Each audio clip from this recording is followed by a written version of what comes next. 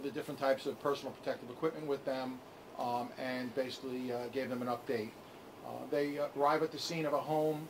They should walk in prepared. They should have the gloves and masks, what we call universal precautions, on any case that involves febrile, flu-like illnesses, respiratory distress, or an unusual type of rash. So these providers should be prepared for that. Once they start treating them and taking them to the appropriate emergency department, they should notify that emergency department through their communications dispatcher that they're en route with a potential contagious patient or infectious patient. That prepares and gets the ball in motion at the emergency departments, where the emergency department can clear an isolation room, suit up and down gowns, donning the proper protective equipment in that emergency department, so that we're prepared when these patients arrive. Here at Nassau University Medical Center, we have a pretty new emergency department, recently renovated and built, and we have 10 isolation rooms in that emergency department. When we talk about isolation rooms, we're talking rooms specifically designed for patients with some sort of infectious disease or contagious disease that have what's called negative pressure. These rooms are equipped with bathrooms, so if a person is in that room, they don't have to leave that isolation room to use the facilities. It's right there for them. And that the emergency department has what we call crash carts, hazmat crash carts available that contain all the proper gear that someone might need to suit up before going to treat the patient. So in the two cases that we had, the calls came in, we were ready for them, brought the patient into the isolation room, and we treated them like every other patient. We did a history and physical, draw the blood tests, the x-rays, and those patients came back not with Ebola but with malaria, in which they were treated appropriately. So if need be, in that case, we have isolation rooms on all our floors. Our surgical and medical floors have isolation rooms as well, and those patients, when admitted, can be brought up to those isolation rooms also. So we're going to continue that. We're going to have we have scheduled 2 more classes, one on the 16th, one on the 20th, for all the emergency providers here in Nassau County, so that they can come and we can review some stuff with them as well to keep them up to date.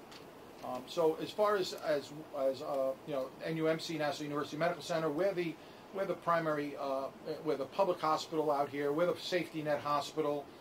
We have, whether people realize Nassau County has a large population of Medicaid and uninsured patients. We see about 50% of our patients here at the hospital Medicaid, and about 25% of our patients are uninsured, undocumented patients. So there are a group of patients that do travel. They do have family from outside the country, and we're their hospital. We're the hospital that's waiting to take care of all their needs, particularly when something like this occurs. So this hospital is ready for any eventuality. We're prepared to take care of these patients, and looking forward to keeping people healthy and on the street. So I have with me Dr. Booten from the emergency department. I don't know if Dr. Booten wants to say a few words about what we're doing in the ER. Well, it's like what Dr. Politi had said. We have 10 negative pressure rooms. We're ready.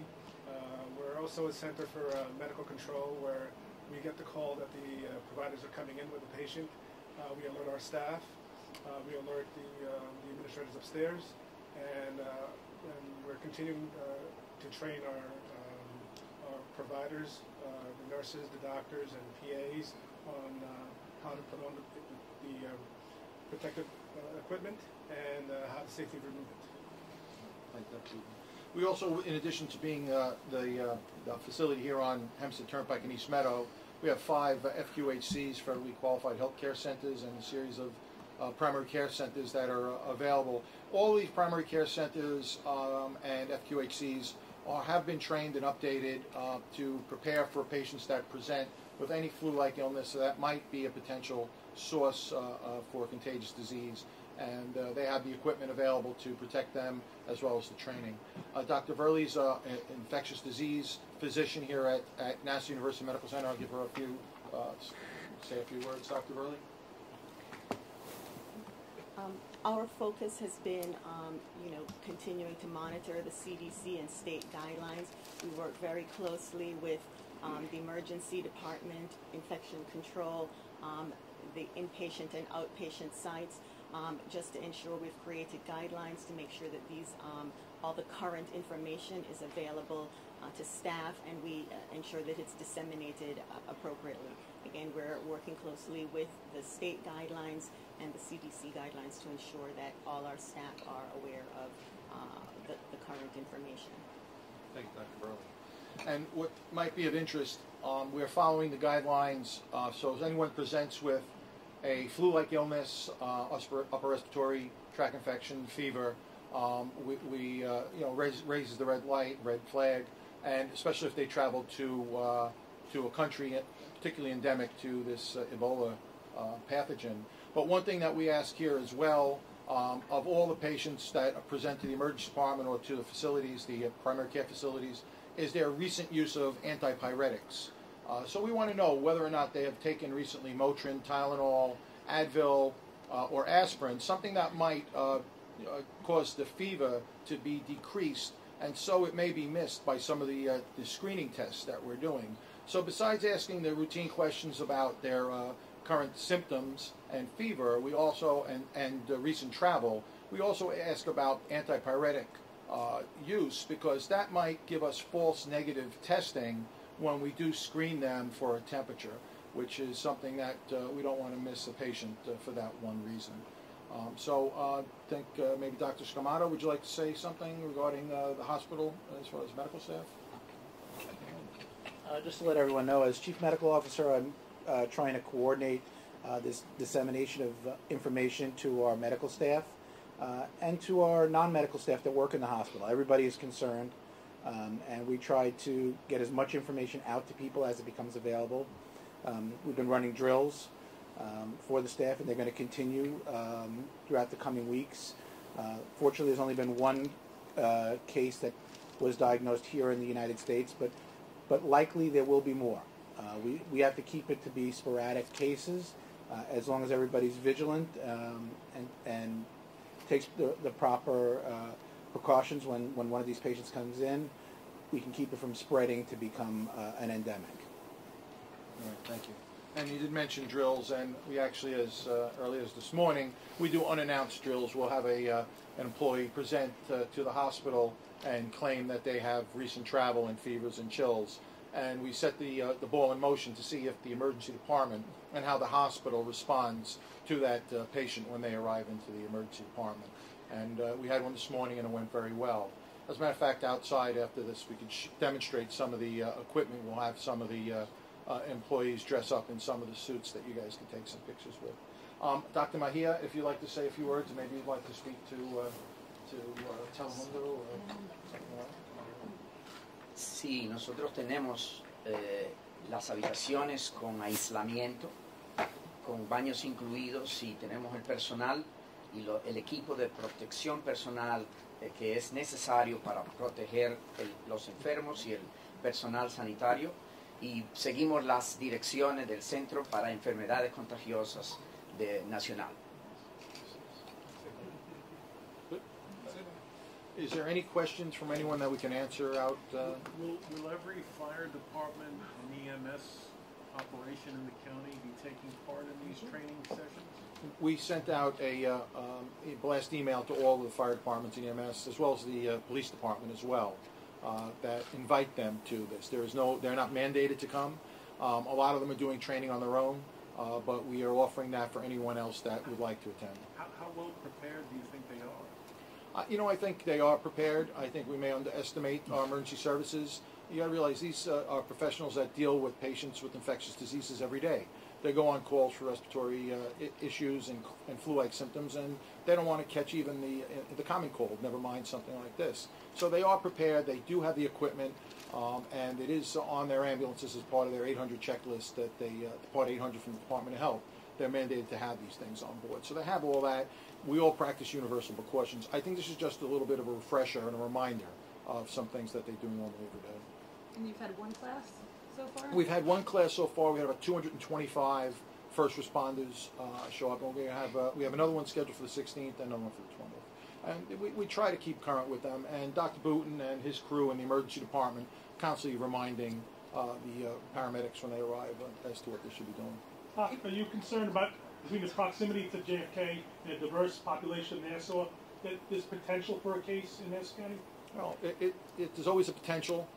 If there is such a case and it's brought to us, we'll be ready for it. And how has the flow of information from the WHO and the CDC been to you guys?